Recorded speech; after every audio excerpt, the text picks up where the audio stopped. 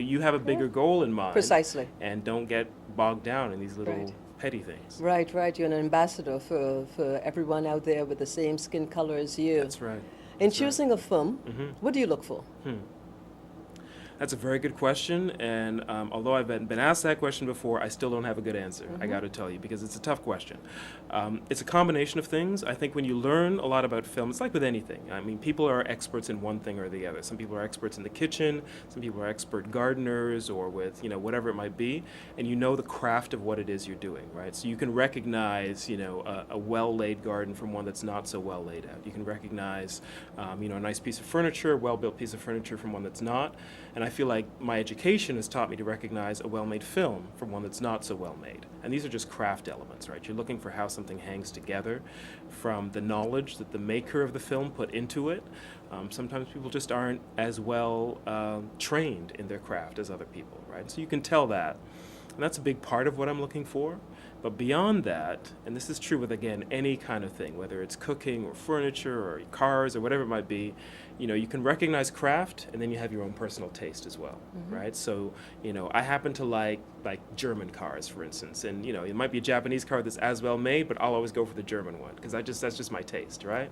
And it's the same way with movies, I mean, I can see a well-made film, but I also have to recognize that sometimes it's just certain kind of movies that I respond to, just emotionally, personally, based on my own history, based on what I like to look at, the rhythm of a film that I might like. And so when I'm choosing films, I try to be aware of that as well.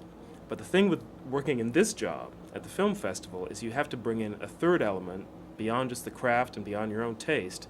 And that third element is the audience, right? Because you're not just choosing for yourself, right? If it was just me, then I could just choose my favorite movies and screen them for myself and I'd be happy. Yeah. But we're showing movies to thousands of people every night during the film festival, and they're very different and they have varied tastes. And I try to also imagine what the audience is going to feel and think as they're watching the film and how they're going to respond collectively in the theater. And so that third element is really, that's the trick. That's the real art of being a festival director. So one of the main points I'm hearing with a good movie is it have to give one a reaction. You have to be able to get some sense of emotion out of it. Film is a very emotional medium. It's like music that way, right? I mean, you can talk all you want about the theory of music or the theory of film, but in the end, your first response and sometimes your last response is going to be visceral. It's going to come from your heart and from your body, from your senses. Do you know what I mean? You feel it. Yeah, exactly. You feel it. It's like some kind of music makes you want to move, puts you in a certain mood or another kind of mood. Movies will do the same. Okay, right? okay. Yeah.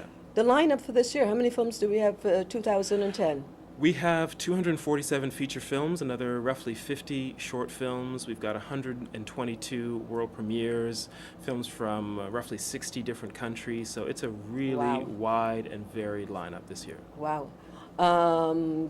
Top 5. Oh man! Yeah, I know. I gotta do that. I can't choose a top 5. Come on. Okay, top top 2 then. Even so, I mean, I'm essentially responsible for all the films in the festival. Yeah. So I can't choose favorites. But what I can tell you is that there are some of the films that are the most anticipated. Let's put it that way. Okay. So I know, for instance, that people are going to want to see Danny Boyle's new movie. It's called 127 Hours. He's the guy who made Slumdog Millionaire, which also launched in Toronto at our festival. Went on to all kinds of success, won 8 Academy Awards. That was the big movie, right? That 2 years ago. So he's got a new movie. It's making its world premiere at our festival. Lovely. So we'll see how that goes. Clint Eastwood is coming to town with his new movie called Hereafter, right? Oh, okay. So that one we have to see. Robert Redford is making the world premiere of his new movie. And he's coming into town too. He's coming to town as well. Big names? So there's some definite big names coming to town, and I think those are the ones that people are excited about and that people are going to want to see. Now, I got quite a bit of an interest last year when you did City to City, and that was with Israel last year. Tel Aviv, yes. Tel Aviv, and this year you're doing it with Turkey, a place that I love. Yeah, you've been? And everything, the warmth, the people, the city. What really is City to City in the Film Festival? Explain that to me. This was a new program that I started last year, and the idea was to really try to spotlight a certain city around the world where there was interesting new filmmaking happening, but most people didn't really know about it.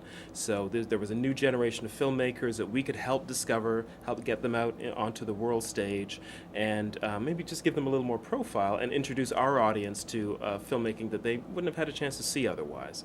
So we started with Tel Aviv, and last year there was a really strong crop of filmmakers coming out of Tel Aviv who were fairly young, just out of film school, doing interesting work, reflecting the turmoil that was happening in their city sometimes, but also just doing interesting work as filmmakers, period, regardless of the politics of that area. Unfortunately, that section got caught up in the whole politics of the Middle East, and there was, to and fro and people taking sides for and against the series. And unfortunately, the films got lost in the middle of all of that because it became about the politics of the Middle East and the Israeli-Palestine conflict. This year, we've chosen Istanbul. And, Istanbul is a city that also has its own sort of political debates going on, does. definitely. But again, this is a city where there's strong filmmaking happening, a new crop of filmmakers. They're not so well known internationally yet. And the audience here in Toronto can be among the first people to discover what's actually going on there and to see that city through its own filmmakers' eyes. Okay.